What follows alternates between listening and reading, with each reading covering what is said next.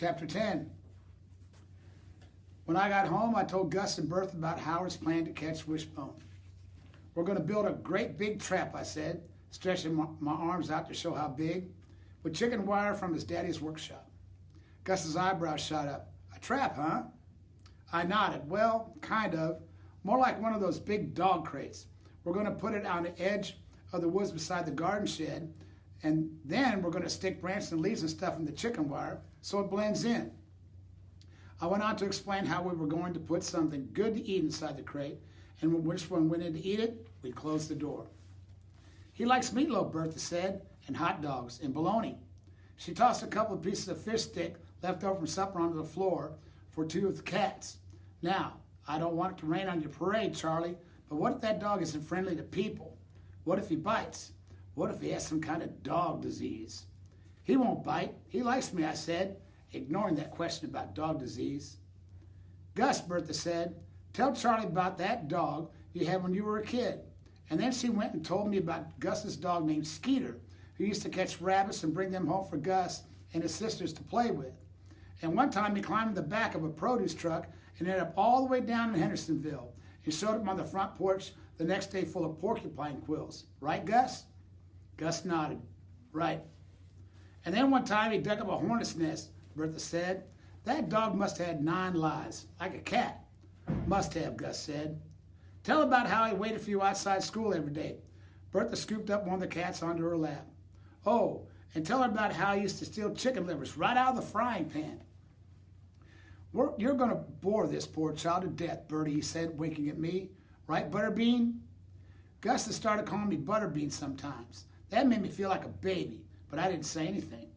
Then Bertha told us about some woman in the grocery store who fainted in the cereal aisle, but I wasn't really listening because I was thinking about Wishbone.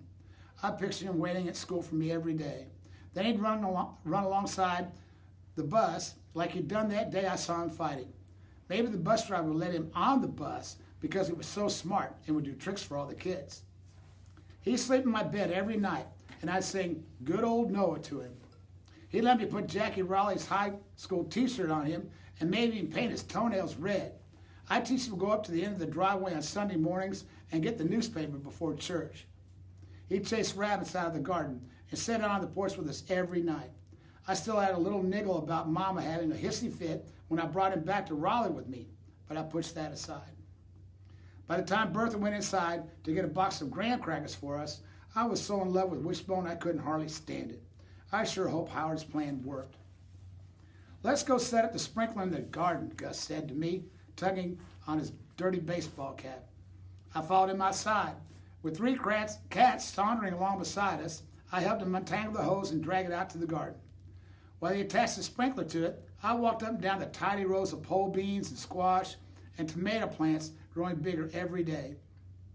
The soft dirt was warm under my bare feet. Suddenly, a ladybug landed on my arm.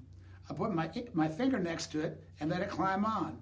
Then I held my finger up and whispered, Ladybug, ladybug, fly away home. As I watched that little ladybug fly off into the sky, I made my wish. Jackie called again that night.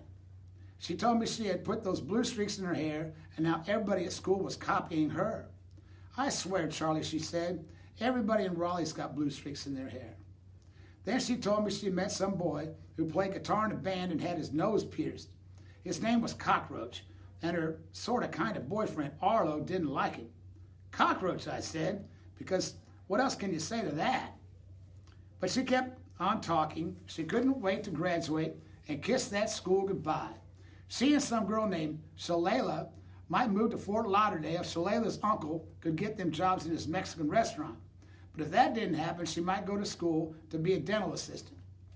She sure had a lot of plans, but it seemed like none of them included me. Are you going to come visit me sometime, I asked, in a tiny voice that sounded like a baby. Of course I am, Charlie, she said, as soon as I get time. I guess she had lots of time for Cockroach, but not much time for me. Out on the porch that night, Bertha told Gus about her day while I sent my thoughts zipping through the trees wherever Wishbone was.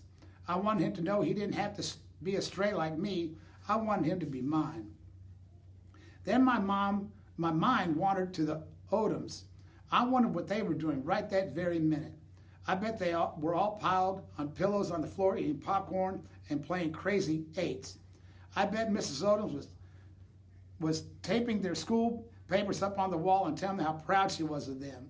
Then she'd have to say rutabaga so Cotton would stop drawing on the walls with markers. Gus interrupted my thoughts when he stood up and stretched and said, "Time to turn in." I hated the thought of another day at school. That awful bus with gum on the seats and kids snickering when I walked by. Mrs. Willoughby frowning at me and tossing my marked up papers onto my desk with a sigh. The cafeteria with kids flinging peas at each other and ignoring me. There were only a few more weeks of school left, but it felt like 100 years to me. There was no doubt about it. I needed Wishbone more than ever.